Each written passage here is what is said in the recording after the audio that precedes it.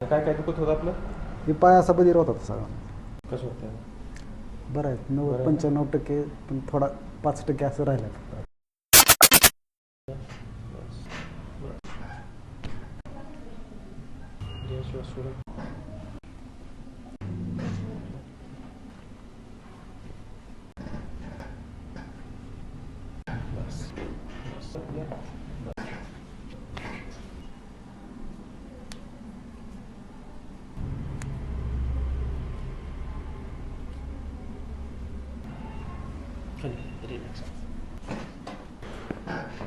कसं होतं? बरं आहे, बरं आहे. 95% पण थोडा 5% असं राहिलं फक्त. 5% आहे अजून. आणि काय काय दुखत होतं आपलं? हे पाय असा बधीर होता सगळा.